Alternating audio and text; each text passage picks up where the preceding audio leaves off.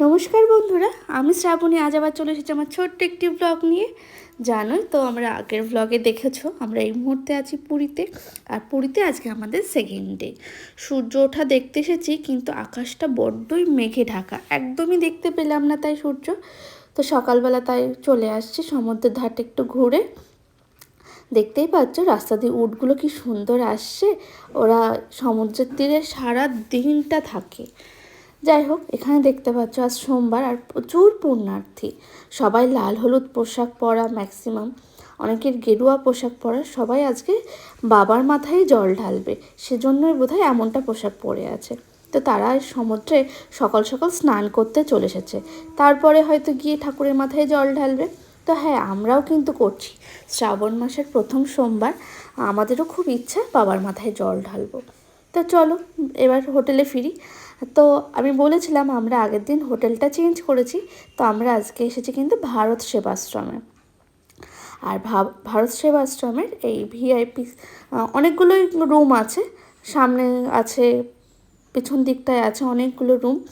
তো আমরা আছি ভিআইপি ঘরগুলোতে। এই রুমটা হচ্ছে আমাদের 3তলাতে, আর যে নামের এই রুমটা কিন্তু এখন আমাদের। সকাল সকাল হোটেলে বলতে আশ্রমে ফিরে স্নান সেরে নিয়েছি। এটা আমাদের ঘর। আর তোমাদের চলো দেখাবো আজকে কোন মন্দিরে আমরা জল ঢালবো, পুজো করব বাবার। তো দেখলাম আশ্রমের ভিতরেই বাবার একটা খুব সুন্দর মন্দির আছে, যেটা আমি জানতাম না, এবারই প্রথম জানতে পারলাম। আগেও অনেকবার এসেছি। একদম আমাদের ঘরের থেকে 2 পা হাঁটলে কিন্তু এই আশ্রমের মন্দিরটি, ভীষণ সুন্দর চূড়া। তবে এখনও আমি নিচে গিয়ে মন্দিরের ঠাকুরগুলো দেখিনি। তবে বরবাবু সকালে গিয়ে বলল যে খুব সুন্দর নাকি ঠাকুর ঘরটা, ভীষণ সুন্দর। তো ভাবলাম তাহলে আজকে আমরা এখানেই ঠাকুরকে পুজো দেবো এবং জল ঢালবো। চলুন তাহলে আমরা কোন রুমে আছি সেটা আপনাদেরকে দেখায়। উপরে 3rd ফ্লোরে 4টে রুম আছে, তার মধ্যে একটা রুম কিন্তু আমাদের। আর সামনে এই বড় বড় ব্যালকানিগুলো, এত হাওয়া, এত আলো যে সত্যি না মানে বোঝাতে পারবো না। হোটেলের ঘর থেকে এই ঘরগুলো অনেক সুন্দর, আমার তো খুব ভালো লেগেছে, কারণ সবসময় পুজো হচ্ছে, একটা গুড ভাইবস সবসময় এখানে। যাই হোক, এই হচ্ছে আমাদের রুমটি। এখানে 2টো খাট একসাথে জুড়ে দেওয়া আছে, বালিশ আছে, অবশ্য ঘোরানো, কারণ আমরা এসে যা তা করে ফেলেছি। এখানে একটা টেবিল, আয়না, একটা চেয়ার, এখানে চার্জ দেয়া বড়বাবুর ফোনটি, এখানে একটা আলনা রাখা জামা কাপড়গুলো রাখার জন্য, এটা ওয়াশরুম। আর ওয়াশরুমটা আমি আর দেখাচ্ছি না। আর পিছন দিকে আবারও একটা ব্যালকানি, সেখানে যে আমাদের জল দিয়ে গেছে, আমরা এই বিসলারি জলটা চেয়েছিলাম। আর এখানে কিন্তু জামা কাপড় মেলার জন্য এই ব্যালকানিটা। আর এখান থেকেও কিন্তু বাইরের প্রকৃতিটা খুব সুন্দর দেখা যায়। আর সেই পরিমাণে হাওয়া, মানে ঘরে ফ্যানেরই প্রয়োজন হয় না। সব থেকে বড় কথা, আশ্রমটি একদম মার্কেটের উপরে, মানে সব সময় জমজম করছে লোকজন। আর এমন কোনো বাধা নিষেধ আশ্রমে নেই। তো আমরা চলে এসেছি কিন্তু এখন মন্দিরে।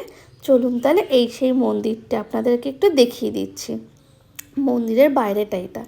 আর এখানে একটা সিসি ক্যামেরাও আছে, কেউ যাতে অপরিষ্কার করলে ধরে ফেলে ওরা। আচ্ছা, চলুন তাহলে এবার আমরা মন্দিরের ভিতরে যাই, আর সেখানে গিয়ে ভগবানকে দেখিয়ে দিই।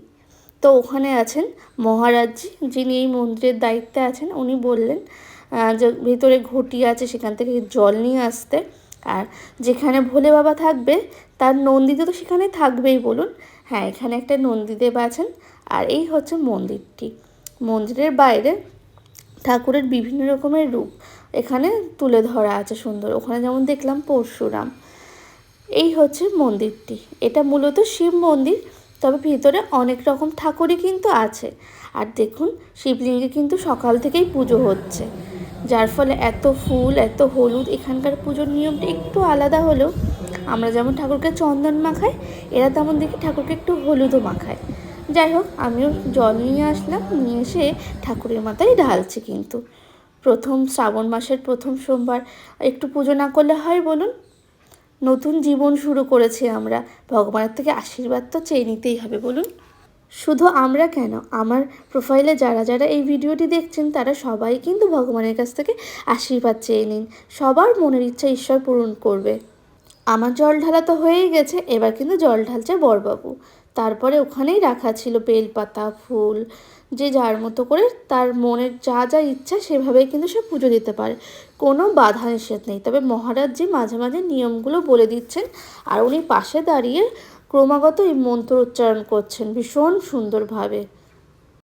পুরীতে যাওয়ার থেকেই পরের দিনও সবসময় মনের মধ্যে একটাই ছিল যে পুজোটা আমরা দিতে পারবো তো, এখানে কোথায় মন্দির খুঁজবো, কোথায় ঠিকঠাক করে পুজো দিতে পারবো, এটা নিয়ে খুব টেনশানে ছিলাম।